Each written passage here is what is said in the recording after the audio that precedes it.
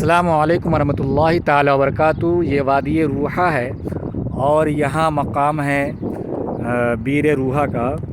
ये वो मकाम है जहाँ बीर रूहा है, आपने देखा होगा। अभी बैरिकेडिंग लगाया हुआ है और लोग यहाँ पर वज़ू करते हैं और वहाँ पे नमाज़ पढ़ते हैं। वही बीर रूहा है। सरवर कायनात सल्लल्लाहु ताला अलैहि वसल्लम जब भी किसी जंग में जाते हैं या जंग से वापस आते तो यहाँ पर ठहर कर नमाज़ें अदा करते थे और इस कुएँ का पानी पिया करते थे।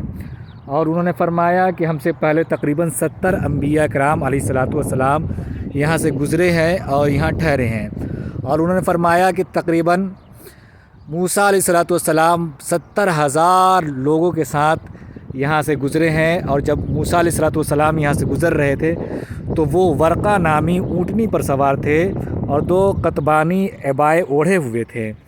और जनाब मोहम्मद रसूलुल्लाह सल्लल्लाहु अलैहि वसल्लम ने इरशाद फरमाया कि क़यामत उस वक्त तक नहीं आएगी जब तक कि ईसा अलैहिस्सलातु वस्सलाम हज या उम्रे की नीयत से निकले मदीने से और यहाँ पर न ठहरे, यहाँ से न गुज़र जाएं। यानी कि ईसा अलैहिस्सलातु वस्सलाम यहाँ से गुज़रे हैं तो ये क़यामत की निशानियों में से एक निशानी है। आप अंदाज़ा लगाएं इस मकाम का। ये वो मकाम मोतबर है जहाँ पर तकरीबन 70 अंबिया अलैहिस्सलातु वस्सलाम यहाँ से गुज़रे।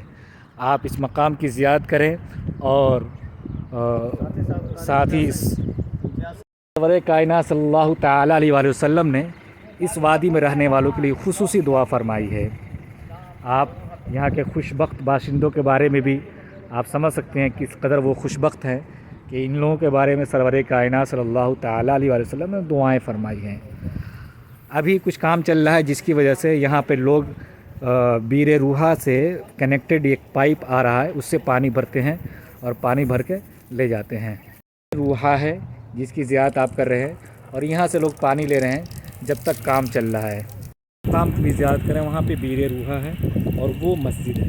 आप देख सकते हैं एक बड़ी मस्जिद भी बन रही है। आप देखें, ज़ियारत करें, दुआ फरमाते रहें। अस्सलामु अलैकुम वरहमतुल्लाहि ताला वबरकातुहू।